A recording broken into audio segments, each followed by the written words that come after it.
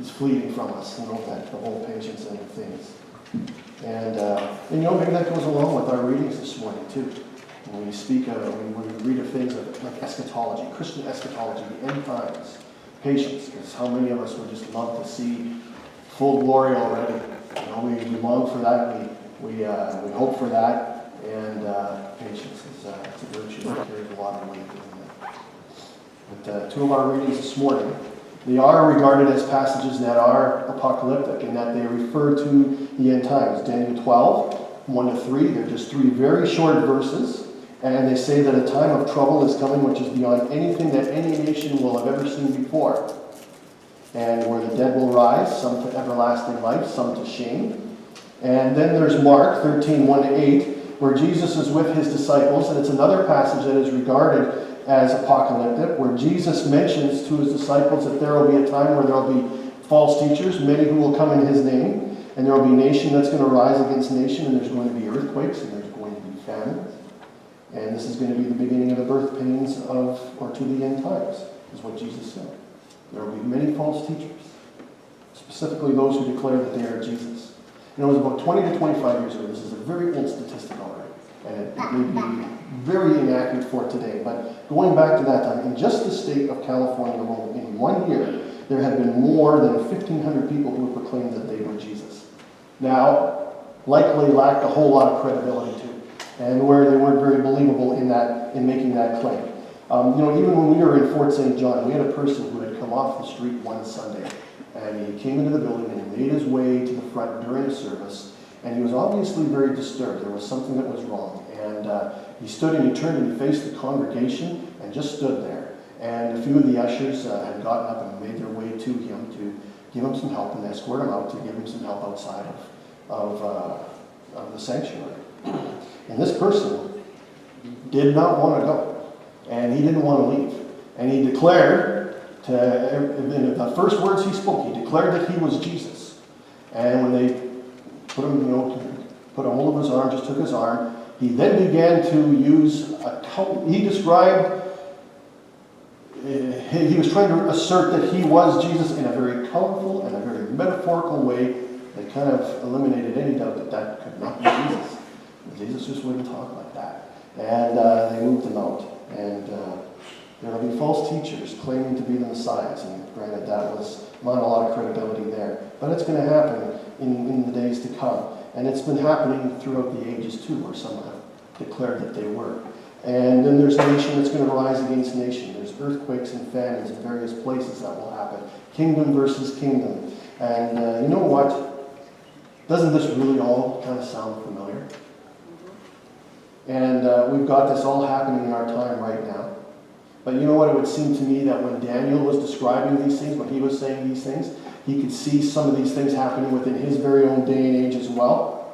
And it describes his time, and it describes our day quite well too, I think. And also Jesus, when he's speaking, it described his time, his day quite well too. And really, I think that every age has had all of these happening within their own respective terms, to a degree or to a certain degree. And it would seem to me that every generation has been able to lay claim, certainly from the New Testament on, to the possibility that the end would happen within their very own time.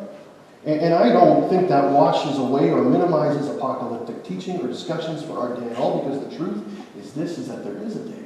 There is a time that is coming. And the Bible tells us that a time will come when it will all end. We don't know when. Matthew 25 says we don't know when. It may happen in our time, but it well might not either. And doesn't it seem to you too that every generation, so many generations throughout the ages, and I mean throughout the ages, have had a fascination in thinking about a pending apocalypse? We see it in the generations within the Old Testament. There's prophets such as Daniel and Isaiah and so many others. And certainly from our own day and age too, people within the church and even outside the church are engaged and drawn into apocalyptic wonder. And could it be in our time? When will the world end? Will we see it? And just consider some of the literature, some of the productions that have been made in the last 40, 50 years. There's Hal Lindsey's late great Planet Earth. There's in English literature in 1984, and an array of Hollywood productions have these apocalyptic themes. And I recently read an article, and very recently read an article, suggesting why people are obsessed with the apocalypse. And here are some of the suggested reasons that this particular author, I suppose, had come up with. And they're not spiritually based reasons. They come from what would be regarded as his own general investigative questioning of today's public. And it probably came from the U.S., but reasons for people's obsession with the apocalypse. Ken, can you pop that next slide up there? An inflated sense of self-purpose. And what he meant by that is that the basic premise is that the belief that this current generation is the generation to which time itself has centered around and kind of culminated toward and kind of holds above the other generations. That was one reason. Another reason was that it provides a sense of meaning, in that an apocalypse provides a framework of meaning to give to history and to our own personal lives, to give some significance that in this way, that there's got to be more than this. There has to be more to life than this. Another one is about power. Apocalyptic predictions are a way for people to try to control the way their world works, or even control other people through fear and guilt. Common sense is another reason. And then the thought behind that is with the rise of the weaponry that is out there today, be it nuclear and other, and then you add to the pollution of the planet and all that has contributed to being contributed to what is being perceived as catastrophic toward our climate. Eventually life will come to an end. Common sense sort of says that, is what this investigator came up with. Another one was freedom of consequence. Kind of like this one in a way. With all of the not that I adhere to it, but I think it's comical in a way. With the pressure and the tension of everyday life that's there, whether it's bill payments, whether it's health and so forth, all of the things that kind of mount with tension and so forth, an apocalypse can remove the tension by saying, you know what, it all doesn't matter, it's all going to burn anyway. You know, it's kind of irresponsible. But self-examination is another one. And it's sort of similar to number one, but not quite. Where one will take a look at their life and say, you know, if today were to end, if today the world would end, how do I want my life to be evaluated in light of that? What makes my time here on earth matter? And number 7, this one I like, it's predicted. Christian eschatology says that one day all things will be made new at the end of the age. Matthew 24:44, therefore you also must be ready, for the Son of Man is coming at an hour you do not expect. Now, how this investigative process was done, I'm uncertain of that. How solid it is, I question that too. But it spans a cross-section of people as well, of Christian people and other people. But thinking about what it would be like if the world were to end in our time is something that a lot of people have thought about in one way or another. Maybe a lot, or maybe just casually. And Jesus did speak about the finality of time, how there would be such a time where there would be wars and famines and so forth. And he was also ambiguous, wasn't he, about the timing of these events. A few of the disciples, Peter, James, John, and Andrew in Mark 13, they curiously asked him about some of these things, about the prediction that he had made, and they asked him about this. And naturally, they're going to wonder about the destruction of the world and the temple and so forth. When would it all end? And they would have these kinds of conversations, usually away from the general public. And throughout the book of Mark, Jesus reserved some of his most essential teaching for private moments with his disciples, whether it was out on the Mount of Olives or on the countryside somewhere in a place of solitude, where he would explain the meanings of parables to his disciples, what this meant, what that meant. And Peter, James, and John, if you also remember the story, they were taken up on a mountain where they were allowed to see Jesus' transfigured self. And then there was another time when the disciples, they had a bit of a struggle with demons, trying to cast out a demon out of an individual, and it wasn't happening. And in private, they asked Jesus about these things, and why, what's going on? And now here in Mark 13, you have Peter, James, John, and Andrew, and they asked Jesus about the timing of the end of times. And in response to their inquiry, Jesus offered his prediction and other signs that will signal the end. But as far as when these things would happen, Jesus said that knowledge, that's all up to God. And really, Jesus didn't spend a whole lot of time on end-time talking or on eschatology, end times. The people, his words to people in towns and villages and the countryside. They didn't primarily consist in telling them that their time is short, that the world is going to end so very soon. He told them about other things, but he certainly could be stern, though, couldn't he? He certainly could really lay it down when he needed to. And there was a time and place when he needed to be firm, when he needed to instill something. And who are the people who would really get it from him, who would really get a blast from him at times? Words such as, I tell you the truth, that the prostitutes and the tax collectors will enter the kingdom of heaven before you. Who did he say this to? An awful lot. It seemed to be that those words were reserved for religious leaders and religious authorities. Those who would cast a canopy of condemnation over people who were already struggling to find some kind of hope in their lives, who were trying to grab some kind of hope for the day that they were living in. But Jesus did speak about the apocalypse. He did speak about end times. He certainly did have these conversations with his disciples, that there will come a day when all people will stand before God and give an account of themselves. And even at this, apocalyptic conversations, I don't think were intended to scare people to death. They were meant to prepare people, specifically the disciples, for hardship. They were meant to prepare them for that and to reassert what really matters most in life. Because Jesus spent more time telling people about how they should be storing up treasures that have eternal value. Store up your treasures in heaven. Jesus spent more time sharing the light of God with a world filled with hurting people. And he told parables with this theme more than they had apocalyptic themes.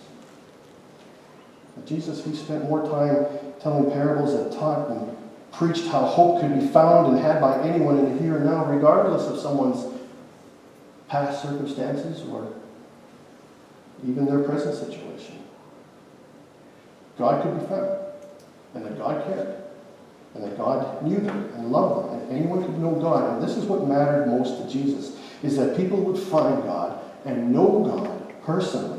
And look at where Jesus spent his time. Look at whom he spent his time with. I think those observations are very telling of what was most important to him during his time on earth. And if you're hearing that apocalyptic preaching or teaching is not important, that is not true either. But apocalyptic preaching cannot be exclusively for one specific generation over another. It can't. And it has to be hopeful to all generations too. For example, Daniel chapter 12, 1 to 3. It takes place during the 6th century. That's an awful long time ago. And it begins by saying, "At that time shall arise Michael, the great prince, who is in charge of your people." And this title, prince, in Daniel refers to a celestial being who represents and has a responsibility to protect a particular group of people. And the identification of Michael, an archangel, as the prince of Daniel's people suggests that Michael has been their guardian for a very long time, maybe going back to the very beginning of their existence. And it emphasizes to Daniel and his audience that they do not have the power to contend against their enemies. But the greatest of all princes that they know of, God sends him, Michael, to fight on their behalf. And for the people in Daniel's day, it was an awful time. They were in exile, they were horribly oppressed and persecuted, but they would be given help. They would be delivered. For Michael, the warrior angel, is going to stand up for them, is what Daniel says. God on high will not let them fall, and he will send legions of his angels, if need be, to bring hope and to bring a sense of stability and to restore confidence that God is with us. So who can be against us? Daniel 12, I think, communicates that quite clearly. Things often don't make sense sometimes, though. There are things that are happening around us and we don't understand why they happen. We don't understand some of the things that do take place around us at times. And I think the Apostle Paul says that exceptionally well, doesn't he, in Ephesians 6:2. For we do not wrestle against flesh and blood, but against the rulers, against the authorities, against the cosmic powers over this present darkness, against spiritual forces of evil in the heavenly places. There really is. There is a very real war that is taking place around us. It is being waged. It's a war that we cannot see or smell or taste or touch, but it's a war nonetheless. And 1 Peter 5:8 says it very well too. That your adversary, the devil, prowls around like a roaring lion, seeking someone to devour. This is a war that is happening around us, and this is a war that we don't have a whole lot of control over. We have no means, no way, or no means of protecting ourselves in and of ourselves. But we are not without hope. Back in the 6th century, the people in Daniel's time, they were given the assurance that God had sent his best spiritual warrior to be with them, to fight with them in the day, to watch over them. And in our day, we're not alone either. And why? Because we have Jesus. We have the Spirit of Jesus. We have the Prince of Peace, the Lord of Lords, the bright morning star who watches over us. And yet issues are issues, aren't they? And just as I'm sure the people of Daniel's day and in our day, we deal with issues and things that sometimes don't always convince us that God is with us, or that God walks alongside us, that Jesus is here. And have there been times in your own life where you have felt maybe similar to even those from the 6th century, feeling as though you're in the very pit of despair, of depression, or where you have felt fear or loneliness, and it was as if hope itself was slipping through your hands like water through your fingers, and where the very ground beneath you just didn't feel very sure anymore. And we just didn't know how we were going to go on. Have you ever been in a place like that? It's a scary place to be, isn't it? It's not very comfortable, and it feels cold, and it feels barren, and there just doesn't seem to be anything at all that we're able to do about it, and we cannot change how we feel about certain things, no matter how hard we try. And conjuring hope up within ourselves is not an easy thing to do. Is not easily done. However, the good news is that no matter what happens in life, we are not alone. And Jesus can bring hope and peace and joy in the midst of the most trying of circumstances, when you thought, this is impossible for me to feel this kind of assurance right now, in light of all that's happening around me in my life. And Jesus also, he says, he will reach into every person's situation, and he promises not only hope at the end of this life, so just kind of get through it, stick it through because it'll get better. No, it can be good right now. Hope and joy and peace can be found and had now. And there isn't anything that Jesus wouldn't do for one of his people to know this and to have this assurance. And how do I know this? Well, you see, at just the right time when we were still powerless, Christ died for the ungodly. For God demonstrates his own love for us in this: while we were still sinners, Christ died for us. End times. Eschatology. It has been a topic of discussion and study and wonder throughout the ages and generation within the Old Testament and the New Testament, and sometimes the discussion and conversation invokes fear more than confidence and security. But it should fill us with an incredible hope and assurance that God is indeed with us.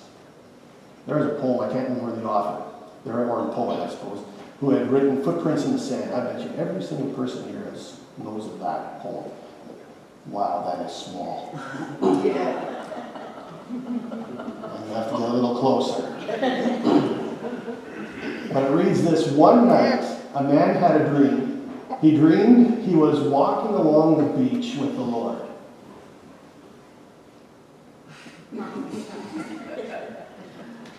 Beach with the Lord. What was that?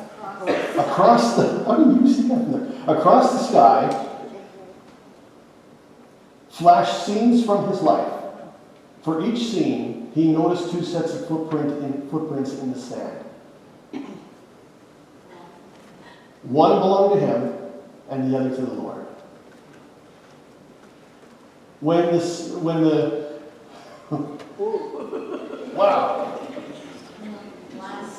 last scene of his life flashed before him, and he looked back at the footprints in the sand, he noticed that he only saw one set of footprints.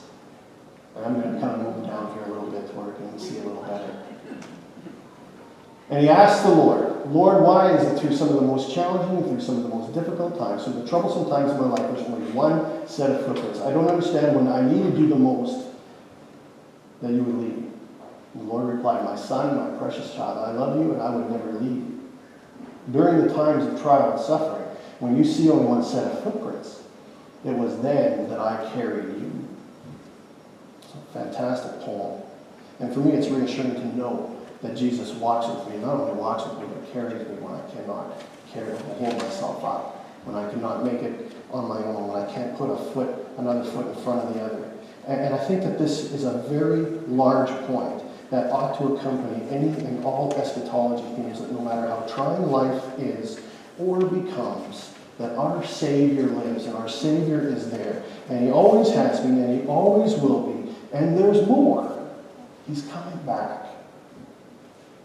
When, God only knows, but He is, and I believe that. In Acts chapter 1, maybe you remember this little exchange from there, when Jesus was taken into heaven, where He ascended before the eyes of many, there were these two men, angels in light, that were there when it all happened. And He said, "Men of Galilee," as they watched Jesus disappear, "Men of Galilee, why do you stand here looking into the sky? The same Jesus who has been taken from you into heaven will come back in the same way you have seen Him go into heaven."